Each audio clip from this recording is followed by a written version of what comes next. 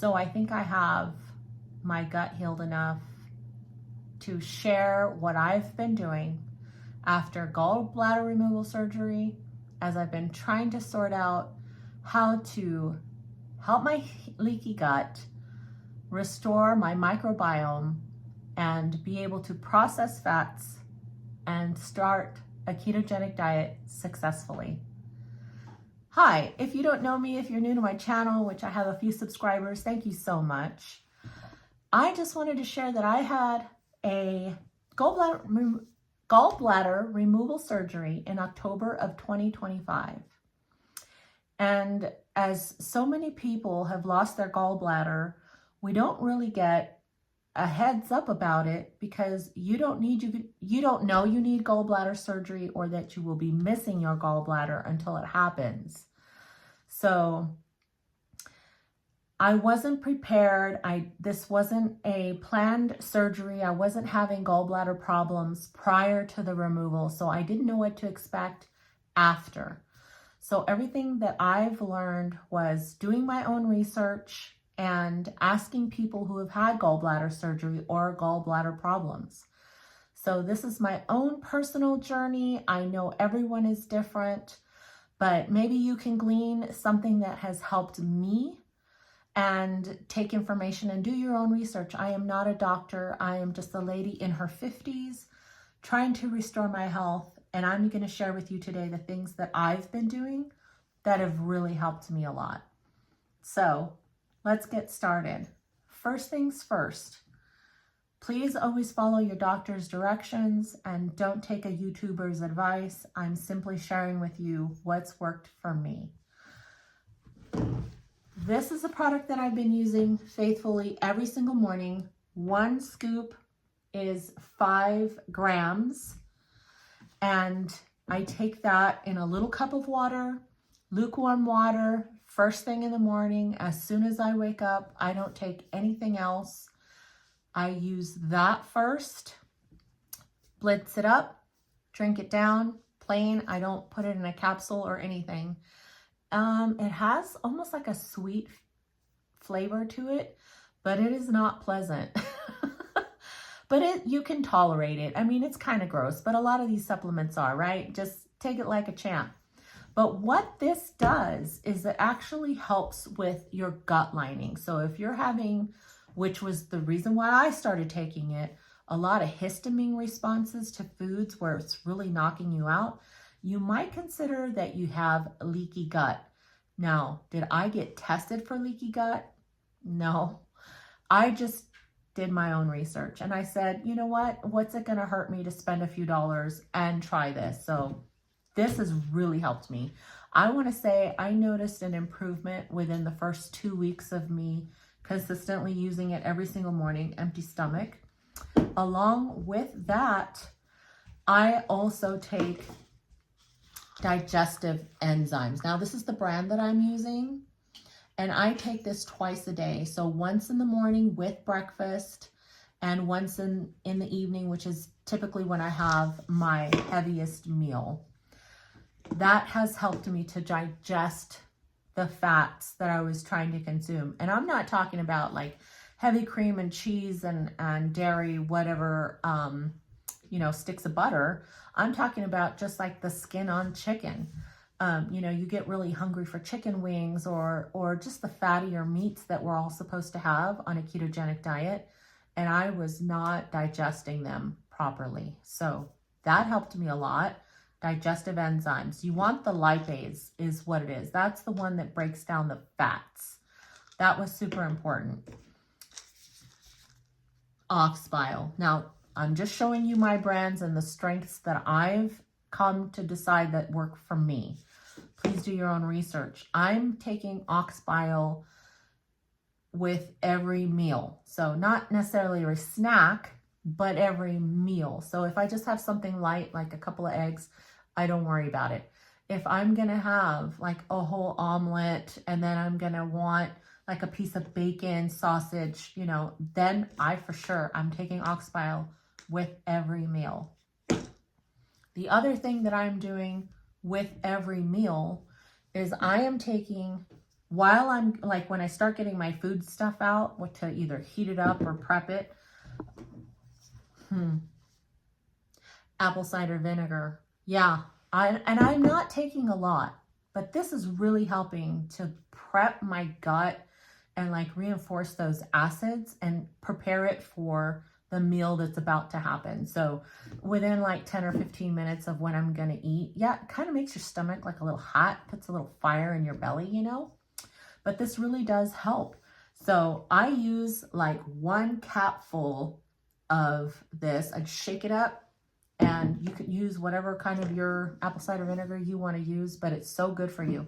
Drizzle it on some lettuce leaves, like a vinaigrette, like do what you got to do, or don't do it. I'm just letting you know what I'm doing.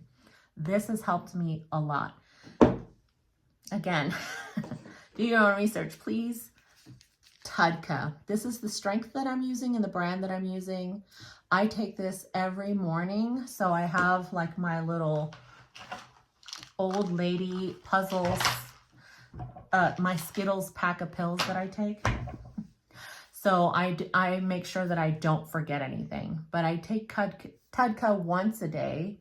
And this will actually kind of build in your system. So it takes a little while to like build up before you'll kind of see the effects and the long-term feeling of it. And boy, I had to go without some medications for some testing that I had done, some blood work and stuff.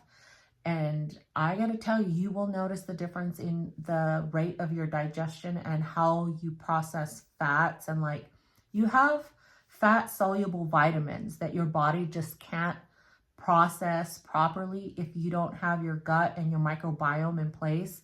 It's gonna struggle and you're gonna feel it. So with that being said, I supplement, even though it's summertime, with ADK, because when I get my blood work done, it's always quite low. So I know that's a contributing factor to my fatigue and me feeling my best. And when your vitamin D, ADK, is low, they all work together. That vitamin D is essential. You really need to focus on that. It's super important. If you're having, like myself, I have chronic fatigue, it has been a huge improvement to make sure I stay on top of that one. So that has helped me a lot. The other thing that I'm taking consistently and has helped me a lot, zinc. So zinc in conjunction with these fat soluble things, it really just helps. They all work together. Now, again, I'm not a doctor, so like, please do your own research and make sure that these are things that you can consume, but they're pretty safe for everyone. We really need these things, but everybody's body is different, and you may have medications that don't work well with these chemicals. So you make sure that you research that. Now, as far as being on a ketogenic diet and digestion, the other thing that I have found that I absolutely have to do before each of my fatty meals, I don't know if you know what this is, Soleil. Soleil is just concentrated salt water. The way that you make it is super simple. You get your kind of salt that you want, sea salt. I wouldn't use table salt. It's not pleasant. Well, none of it is pleasant. It's like ocean water. However, 1 tablespoon, little glass of water. I just drink it down either with my meal or shortly before, it doesn't matter. And I make sure that I have my electrolytes at least twice a day, which I say twice a day because my breakfast tends to be really light, and then I have a bigger lunch and dinner, and I do eat 3 meals a day. I'm eating smaller meals because if I wait too long to where if I skip breakfast and then I have a bigger lunch, having enough protein and fat in that one meal is too hard on my belly. I will be burping, feeling uncomfortable, and regardless of the fact that I did all these things, my digestion is still so compromised that I will just feel gross, right? So I'm eating the 3 smaller meals a day. That's been working for me, so we're going with it. and walking. Walking is free. I recommend it to everyone, even if you have to pace in your living room. We got to walk. The thing is that when we're sick and we don't feel good, we want to be on the couch. We want to be snuggled up. We want to get over it like we would a cold or a flu. But our bodies are meant and designed to be and stay in motion. So the more that we sit, it kind of compounds the problem. So I would encourage everyone to please get some movement in somehow, some way. Just start. Before I got my puppy Sailor, I wasn't walking much. It was cold, it was winter. It took everything I had just to function and mill around the house. And when I started this YouTube channel, I still wasn't walking much. Once I got my puppy, I had to walk. I used her as an excuse that I had to get out and take her for potty breaks. I had to get out there, and it forced me up off my couch. And I enjoyed my time with her outside, watching her play, playing with her. And I was consistently getting about 4,000 steps a day. That's where I started. But as she got older, her walks got longer and the days got warmer. And so I had slowly gone between 4,000 steps to 6,000 steps to 8,000 steps to 10,000 steps. So I am so encouraged that with consistency and time, finding this right balance of amino acid supplements, everything that I need to aid my digestion, I am now in a place where I can properly eat and digest the proteins that I require for a day, which I'm trying to hit between 100 and 120 a day. That is my goal. And I have been consistently staying in ketosis now, which I'm really happy about that, because I was trying so hard, but I just could not process the fats. It was really giving me a lot of like pain, throbbing, a lot of inflammation. It was causing me a lot of problems.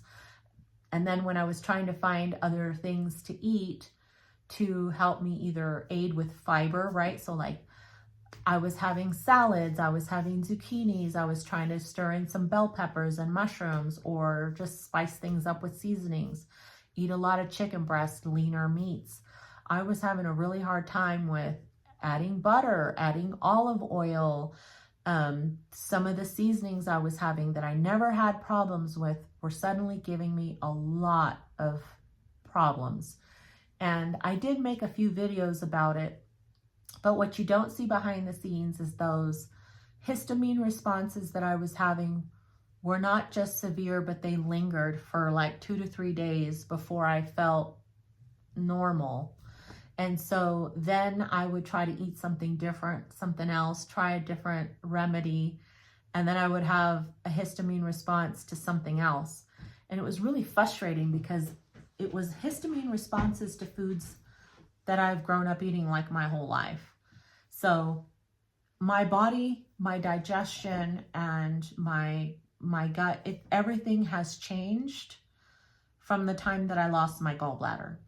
So, and there's nothing to say that I might not discover other things along the way, but my goal is really to just keep losing weight, stay in motion, and keep on this health journey. But I did want to take a minute to just share what I've done and what I've been doing that's really helping me a lot. And I am happy to say that I've also today have marked 20 pounds down since the start of my weight loss journey back in December 26th of 2025. That's when I started this channel to document my health journey, and I've had a lot of setbacks. So this is where I am today. I am 20 pounds down. I'm feeling good. I had a lot of inflammation in my stomach, and that's finally going down. The pain and throbbing that I was having is finally going down. I'm having less fatigue throughout the day, so that is great. Having my movement as part of my daily life has made a huge difference. I'm just really, I have to stay with that. I have to keep walking. It has been such a huge improvement in my overall health and aiding in my digestion. So maybe it's a blessing in disguise that having lost my gallbladder has really helped me to focus on getting that movement in, helping that food make its way through, and staying consistent with whatever it is I need to do to eat properly, to nourish my body and give it the nutrition it needs. So I hope this video helped you out and maybe gave you some takeaways, something to research, something to consider for yourself with your journey or any struggles that you've been having after your gallbladder surgery. Thanks for watching.